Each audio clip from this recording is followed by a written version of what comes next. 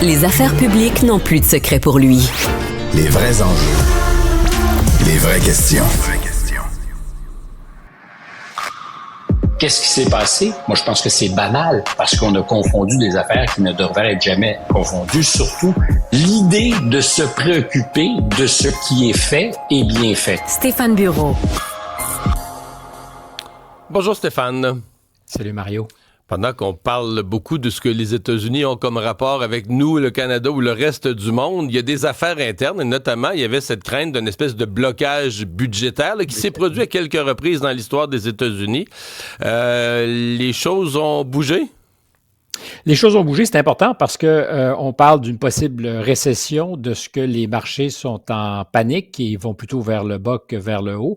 S'il avait fallu ajouter à tout ça un arrêt des opérations du gouvernement, une fermeture du gouvernement, comme c'est déjà arrivé, c'est jamais la fin du monde, mais évidemment, ça a beaucoup d'effets en pendant cascade. Quelques jours, les employés ne reçoivent plus leur paye. Là. C'est sérieux aux États-Unis quand on dit qu'on vote pas le budget puis qu'on le débloque pas, on sort plus les payes le jeudi, là.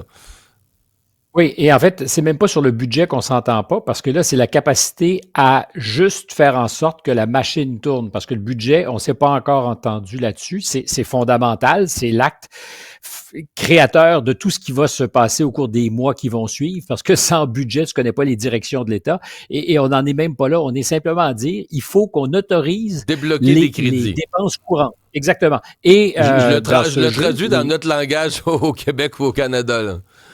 Oui, c'est vrai, débloquer des crédits. On parle de continuation dans le langage américain et ça donne des psychodrames depuis des années. M. Trump a fait face à certains lors de son premier mandat. Le gouvernement a même été fermé pendant plusieurs jours. Donc, c'est sans être dramatique, ça peut être grave. Et là, on était dans une situation où le gouvernement aurait pu fermer ce soir. C'est pas encore tout à fait réglé. La Chambre des représentants a voté, mais par une très courte majorité, 2 ou 3 voix. Et chez les républicains, dans l'équipe de Trump, dans sa gang, il y a beaucoup de gens qui disent, nous, on veut arrêter de pousser en avant le problème de la dette, du déficit, et on voudrait, plutôt que de repousser en avant, stopper, puis justement faire les choix difficiles. On a réussi pour l'instant à faire en sorte que la discipline, qui n'est pas assurée aux États-Unis, on n'est pas dans un régime parlementaire anglais, on a réussi à faire en sorte que la discipline soit respectée et qu'une courte majorité se dessine. Au Sénat, c'était plus compliqué parce que ça prend davantage qu'une majorité de 50 plus 1. Ça prend une majorité capable de contourner ce qu'on appelle la marge d'obstruction, le filibuster. Donc, 60 votes, ce qui implique, puisque les républicains sont 53, que 7 démocrates se joignent à la fête. Et les démocrates disaient, ben nous, on n'a pas envie de jouer dans ce film-là. En ce moment, on aimerait bien arrêter Trump. Et je pense que les démocrates, effectivement, se cherchent. Et là, c'était une occasion, sinon qu'il aurait été responsable, les démocrates, par leur refus de faire en sorte que la machine du gouvernement fonctionne. Et après beaucoup de menaces, M. Schumer s'est rallié, c'est le patron de la majorité au Sénat de la minorité au Sénat pour les démocrates, s'est rallié en disant il allait trouver assez de votes démocrates pour faire en sorte qu'on ait les 60 qu'il faut pour éviter une fermeture, même temporaire. Et c'est là que tu amènes le rôle d'un personnage, le vice-président J.D. Vance, qui aurait joué un rôle d'opérateur dans cette affaire-là? C'est-à-dire que J.D. Vance joue un rôle d'opérateur partout au Congrès pour le président. Puis en fait, je voulais partir de là, sans rentrer dans tous les détails, et aussi souligner une autre anecdote dont on n'a pas beaucoup parlé au Canada, mais qui est significative. Sinon qu'il y a 2 semaines, on avait été très sensible au fait qu'il avait été hué quand il est allé pour une vacance de ski au Vermont, pas très loin de chez nous. Et là, c'est au Kennedy Center hier soir qu'il a été hué, accompagné par sa femme, allait à un concert, et en arrivant dans sa loge, une partie du public s'est mis à la huer pendant une trentaine de secondes. Et de mémoire, j'ai pas de souvenir de vice-président qui engage autant de c'est passion. Comme, mettons-nous à Montréal, t'es à la Place des Arts, salle Wilfrid Pelletier, ou encore à la Maison symphonique, parce que le Kennedy Center, c'est vraiment la musique symphonique. Il arrive dans sa loge, puis une foule de gens qui sont pas des badauds, là. Je veux dire, c'est des gens qui ont payé un billet pour aller voir un grand concert, le vice-président. Ça démontre un peu de tension dans le pays, quand même. Comme tu dis, un peu. Des gens qui attendent dans le froid au Vermont, le long de la route, pour le huer et lui montrer, pancarte à la main, leur mécontentement, que ça se passe à Washington, qui est un lieu beaucoup plus consensuel qu'on aime le décrire. C'est-à-dire que démocrates et républicains s'envoient à l'occasion des insultes, mais se retrouvent généralement souvent au même party, aux mêmes soirées, et font, je ne sais pas si c'est la fête ensemble, mais arrivent à bien vivre ensemble. Et là, tu as ce gratin washingtonien qui fait presque un doigt d'honneur au vice-président. Et comme je te disais, j'ai pas de souvenir beaucoup de vice-présidents qui génèrent de pareilles passions. Puis à côté de ça, tu as un homme qui, en coulisses, a énormément d'ascendants. Ça s'est joué en partie cette semaine au Congrès parce que Trump ne voulait pas que les opérations du gouvernement soient stoppées. On présume que J.D. Vance, qui était jusqu'à récemment sénateur, ça faisait pas longtemps, ça faisait que 2 ans, mais il a développé son réseau là-bas au Congrès, a joué un rôle. Il a certainement joué un rôle déterminant dans l'opération qui a permis de faire passer tous les candidats du président à des postes importants, des postes clés. On disait, souviens-t'en, jamais Kennedy sera confirmé. Cash Patel au FBI, c'est totalement improbable. Et moi, la variable qui me semblait la plus improbable, c'était Tulsi Gabbard au renseignement pour des raisons qui font que républicains et démocrates étaient inquiets de sa candidature. Or, tout est à peu près passé. Dans certains cas, il a exercé son pouvoir, c'est-à-dire que c'est en votant, dans un cas de figure où il y a 50 sénateurs pour, 50 sénateurs contre. C'est arrivé une fois ou deux, où c'est lui qui a fait la différence. C'est d'ailleurs le seul pouvoir d'un vice-président, by the way. Quand tu regardes la Constitution, un vice-président, c'est une potiche qui est stand-by au cas où le président meurt ou pour d'autres raisons, est incapable d'exercer ses fonctions. Sauf que, le seul rôle, dans le dernier mandat, dans l'histoire récente, dans le dernier mandat, Mme Harris faisait peu de choses. On lui avait donné un mandat sur la frontière mexicaine. On n'a jamais trop su ce qu'elle a fait vraiment. Alors là, ce que tu nous dis, c'est que c'est un vice-président qui a 2 mains dedans, qui est dans les opérations, fait arriver les affaires, fait arriver les votes au Congrès, convainc des gens, tord des bras au besoin, je suppose. Là. Évidemment. Évidemment, et c'est une figure intéressante parce que on ne doit pas sous-estimer l'influence qu'il a, l'influence intellectuelle sur la direction générale des politiques de M. Trump. J'ai souvent dit pendant la campagne, quand on s'était mis à rebours à rire un peu de lui, parce qu'au départ, tout le monde avait dit hey, c'est un intellectuel, il est brillant, il va faire quelque chose comme une grosse différence.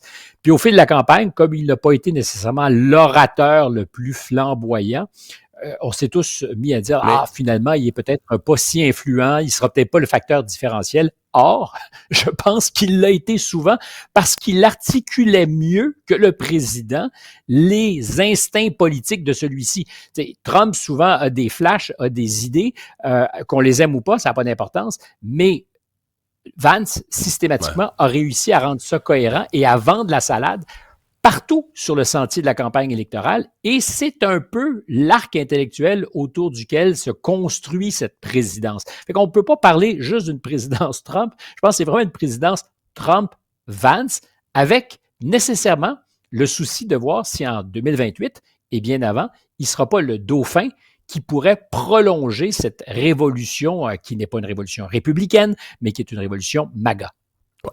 Stéphane, tu as mentionné, là, en parlant du vote là, les votes qui ont eu lieu et qui vont avoir lieu sur les crédits budgétaires, les démocrates qui se cherchent. Tu as utilisé l'expression les démocrates qui se cherchent. Je te lance la question parce que je te jure, on la reçoit de beaucoup de gens qui nous écoutent. Puis, où sont les démocrates? Les gens se demandent ça. Les gens, évidemment, les gens d'ici sont habitués à un système parlementaire comme le nôtre. L'opposition est en face. Puis quand le gouvernement fait toutes sortes d'affaires, des coupures qui paraissent sauvages dans la fonction publique, les gens s'attendraient à voir les Obama, les Kamala Harris, tout ce qu'il y a de démocrates connus, les Buttigieg ou d'autres.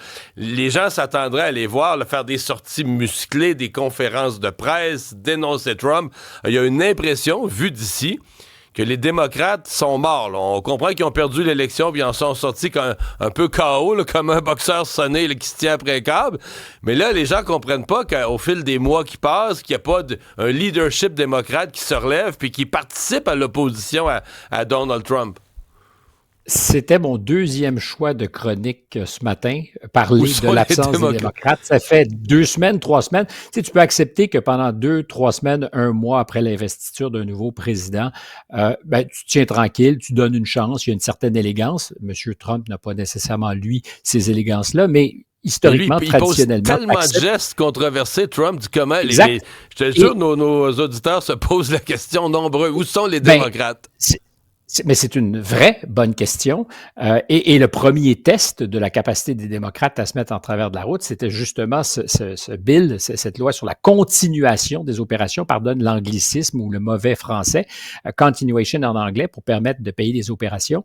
Et plusieurs démocrates disaient, ben non, il faut juste arrêter, puis on vivra avec les conséquences, mais on va faire en sorte de montrer à tout le monde que c'est pas justement un régime autoritaire et qu'on peut arrêter le président Trump, avec les conséquences politiques pour les démocrates, de passer pour les responsables de ce que déjà dans un contexte où des gens sont mis à pied, on va fragiliser la fonction publique, on va faire en sorte que certains ne recevront pas l'argent qu'ils attendent. Donc, les démocrates étaient vraiment à cheval là-dessus, mais ça pose cette vraie question.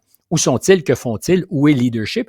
Chose certaine, ceux qui ont quelque chose à gagner sur un horizon lointain sont très discrets en ce moment, ne brûlent pas de capital politique contre Donald Trump et son équipe. Et c'est là que le vice-président Vance devient intéressant parce qu'il articule quelque chose qui est beaucoup plus que l'espèce d'arrivée habituelle d'un président. C'est une révolution intellectuelle, une révolution idéologique qui change les paradigmes complètement et où justement, l'éternelle capacité des démocrates et des républicains sur certains enjeux à s'entendre ensemble. C'est jamais publicisé, on en a souvent parlé, mais sur les enjeux de sécurité nationale, de dépenses militaires, sur un certain nombre de choses, démocrates et républicains, quoi qu'on en pense, quoi qu'on en dise, étaient capables de se prendre par la main et de voter ensemble. Et là, cette mécanique, elle s'est grippée.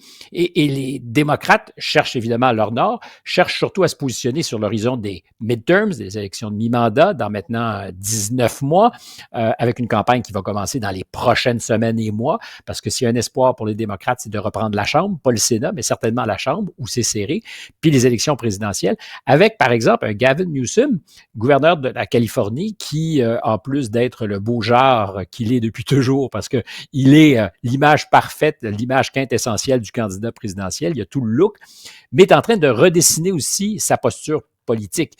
Et dans un État, par exemple... Il se détache du wokisme, entre autres. Là. Il a lâché certaines causes woke. Là. Sur l'enjeu, ou que d'ailleurs Trump martèle régulièrement, est-ce qu'on doit permettre à des femmes trans, donc des gens qui sont biologiquement nés avec un sexe masculin, de participer à des compétitions sportives. La Californie était la frontière de ces bouleversements en matière, je dirais d'abord, de médecine et de ce qui était permis pour de jeunes personnes, des enfants, des préadolescents, ce qu'on leur permettait de faire vers une transition. C'était la nouvelle frontière, comme la Californie l'a été pour à peu près toutes les grandes révolutions sociales qui ont changé nos vies depuis 50 ans. Et là, Newsom se positionne en disant, finalement, sur la question des athlètes trans, je suis peut-être en train de changer d'idée. J'ai peut-être même changé d'idée. Qu'est-ce que ça dit? C'est qu'il se prépare, il prépare son positionnement, son réalignement, et il n'est pas le seul. Alors, à la question, où sont les démocrates? Moi, je pense qu'ils sont au vestiaire en train de décider l'inventaire de ce qu'ils vont garder dans leurs armes de guerre et ce qu'ils vont éliminer pour aller sur un terrain où le combat a changé.